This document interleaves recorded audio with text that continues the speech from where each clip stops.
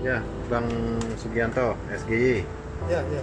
terkait pembiayaan dalam penanganan COVID-19 atau Corona ini, Abang kemarin kan sudah memaparkan bahwa bisa diambil dari kewajiban pengembang, pasos pasung, dan beberapa hal lain. Tapi kemungkinan itu masih kurang untuk pembiayaan tersebut. Nah, apakah ada potensi lain yang bisa dioptimalkan oleh Pemprov DKI untuk pembiayaan COVID-19 ini? Ya, ya. Ya, jadi begini ya. Nah, saya melihat bahwa pembiayaan COVID-19 ini akan sangat butuh dana yang banyak ya, yang besar sekali. Oleh karenanya, kemarin saya sudah coba sampaikan, sudah usulkan, bahwa di DKI ini banyak sekali pelanggaran-pelanggaran ya, kewajiban-kewajiban ya dari pengembang ya pada DKI yang jumlahnya itu besar sekali. Ya, hasil audit BPK ada, itu semua tahu ya. Pak Gubernur tahu, kemudian DPRD tahu, wali kota tahu, semua tahu. Itu ada kewajiban-kewajiban benar. Nilainya itu bisa triliunan ya, bisa 50 triliun, 100 triliun, 200 triliun, 300 triliun, dan seterusnya. Ya. Nah, itu harus diminta, itu kewajiban pengembang. Memang mereka dalam bentuk pasum-pasum ya. Terus ada lagi pelanggaran-pelanggaran ya, KLB ya, terus pelanggaran-pelanggaran lain-lain ya, terkait dengan bangunan ya.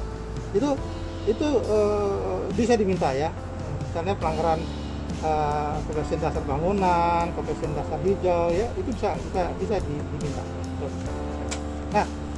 Nah, itu kalau bisa dioptimalkan ya, nilainya itu cukup besar ya, bisa triliunan, bisa itu bisa dipakai untuk membiayai COVID ya DKI. Bahkan DKI bisa membantu pemerintah pusat, bisa. Nah, ada lagi ya, ada lagi. Ini saya pernah laporkan mikrosel ya, mikrosel saya pernah laporkan ke KPK. Jadi bangunan mikrosel yang ada di Jakarta ini berdasarkan audit BPK itu 5.500 mikrosel itu diduga kuat belum membayar sewa lahan. Nah, itu sejak tahun 2010 2014 ya. Nah, itu bisa dimaksimalkan, bisa. Bahkan audit BPK itu minta hasil audit BPK itu minta dibuat ini ulang, perjanjian ulang. Nah, memang beberapa pengusaha mikrosel sudah mengirim ke Mendagri ya. Mereka sebelumnya itu ya, mereka Mendagri sudah membalas bahwa mikrosel itu sudah bayar restribusi, kemudian tidak perlu bayar pemotongan milik daerah. Jadi ada surat dari Dirjen Bina Keuangan menjelaskan, itu suratnya nomor 974 14.422, itu merupakan menjawab beberapa surat dari pengusaha ya, pengusaha mikrosel. Itu surat dari Bina Keuangan menjelaskan ketentuan terkait distribusi daerah dan objek penempatan barang milik daerah. Ya, kesimpulannya Dirjen Bina Keuangan memastikan bahwa tiang mikrosel tak dapat dijadikan objek penempatan barang milik daerah. Jadi itu. Nanti persoalannya begini, persoalan tentang mikrosel itu dia mengacu ke dua perda itu atau dua perda. Perda 195 tahun 2010 tentang petunjuk pelaksanaan penempatan jaringan utilitas. Dan satu lagi perda tentang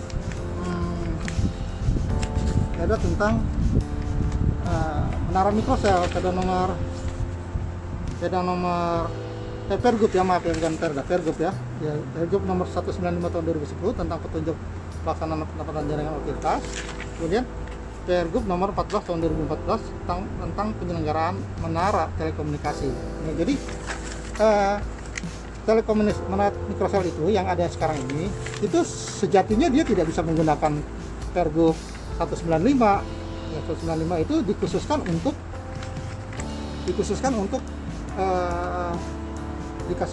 ini bangunan tambahan untuk apa? Untuk jaringan utilitas, untuk penempatan jaringan utilitas pipa dan kabel. Jadi kalau ada menara mikrosel di atasnya ya, yang gunanya untuk mendukung jaringan utilitas tadi, nah itu dia memang tidak bayar sewa lahan, dia bayar restribusi. Tapi mikrosel yang ada sekarang ini bukan untuk itu tujuannya, sehingga dia tidak bisa merujuk ke Pergub itu. Pergub itu karena memang pergub itu bukan untuk mikrosel, itu untuk bangunan tambahan, mikrosel sebagai pendukung gitu. Nah, kemudian kalau pergub nomor 14 tahun 2014 itu tentang penyelenggaraan menara. Nah, di situ memang harus bayar sewa lahan, harus ada kewajiban untuk mendukung smart city,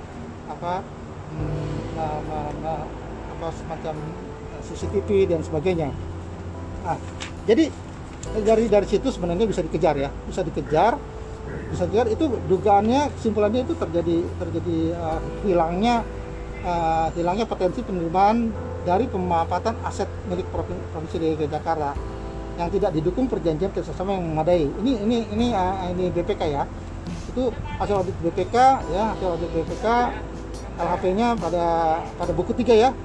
Pada buku 3 halaman 145 194 itu menegaskan seperti itu. Itu tahun 2017 ya kalau nggak salah ya, hasil 2017. Nah, jadi itu bisa dikejar itu mikrosel itu, menara mikrosel itu oleh Pemda DKI. Dulu juga DPRD mau bentuk pansus, tapi lenyap di telan bumi, nggak tahu sampai di mana. Nah, itu bisa dikejar. Kemudian rekomendasi hasil audit BPK itu diminta untuk dibuat perjanjian ulang ya, di situ disebutkan ya. Hasil auditnya disebutkan bahwa mengakibatkan hilangnya potensi penerimaan dan pemanfaatan aset milik Provinsi DKI Jakarta yang tidak didukung perjanjian kerjasama yang memadai.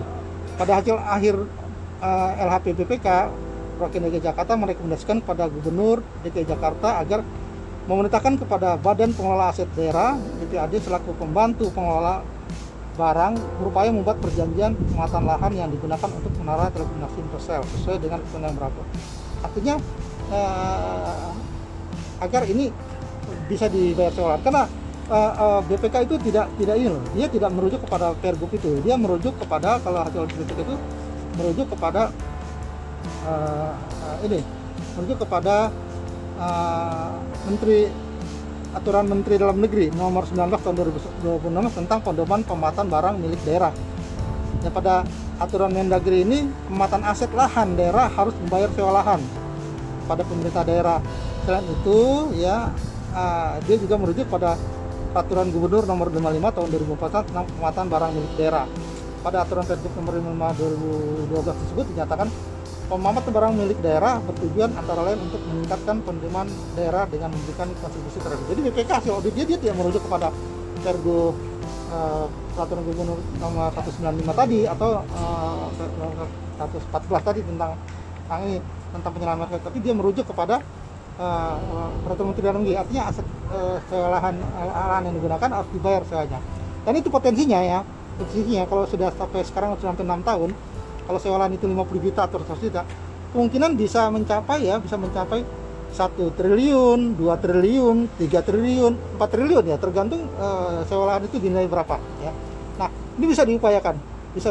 Kalau DKI merasa bahwa memang dia punya hak untuk menagih sewa lahan itu, ya bisa ditagih, bisa dibuat perjanjian baru, bisa ditagih yang belakang ditagih. Nah, dananya itu bisa dimanfaatkan untuk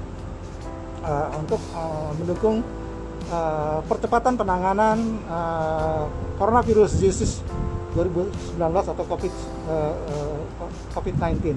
Saya pikir itu yang paling penting ya terkait dengan pendanaan. Jadi 2 tadi ya, nanti ada banyak hal lagi ya, tapi 2 fokus itu dari kewajiban pengembang ya, pengembangan pasus dan pelanggaran dari KLG provinsi tentang bangunan ya. Terus juga tadi dengan mikrosel. Ini kalau dioptimalkan, dana yang terkumpul itu cukup lah untuk bisa membantu Pemprov DKI Jakarta dalam menangani COVID. Karena harapannya memang yang dibantu itu bisa lebih banyak ya, bukan cuma 1,2 juta KK ya atau 2,9 juta. Harapannya bisa banyak yang terbantu. Dari mana dananya? Ya dari situlah kita bisa mencoba memaksimalkan. Saya pikir itu yang paling penting. Terima kasih. Iya, masih banyak potensi yang bisa dioptimalkan ya. Ya, sangat banyak. Jadi bahkan Pemprov DKI bisa membantu pemerintah pusat. Pemerintah pusat ya. Dan dana itu cukup besar. Itu hasil audit BPK lengkap ya tentang tentang kewajiban pengembang dan sebagainya ya. Kita tahu kan di Semanggi itu lingkar luar yang kemarin itu dibangun oleh apa namanya dari hal seperti itu ya. Nah ini sangat penting dan urgent ya, karena dari gimana pun penanganan ini perlu serius dan membutuhkan dana besar. Oleh karenanya Pemprov DKI Jakarta bisa memaksimalkan hal seperti ini dan harus didukung oleh DPRD. DPRD bentuk pansusnya itu ya jangan berhenti gitu ya. Ada apa ini DPRD bentuk pansus mikrosel berhenti? Kenapa? Maksudnya tanya. Ini sudah saya lapor ke KPK loh. Ya, ini dimaksimalkan. Diminta itu, dipanggil tuh pengusaha itu ya, semua itu. Nah, gimana? Dong saya olahannya, ya kan? Ya pasti akan berdebat kusir tentang boleh tidak boleh, tapi dilihat aja dari perjanjian itu, dari dasar aturan Pergub itu, dua Pergub itu sebenarnya tidak relevan ya digunakan sebagai payung hukum untuk mendirikan apa namanya mikrosel ya. Kalau dia menggunakan Pergub 195, pada faktanya itu bukan mikrosel untuk menunjang jaringan utilitas pipa dan kabel ya. Nah, kalau dia mau menggunakan Pergub nomor 40 tahun 2014 ya harus bayar sewa lahan. Jadi itu mikrosel ya, merat telekomunikasi. Itu menurut saya pikir itu. Oke, terima kasih SGY atas penjelasannya.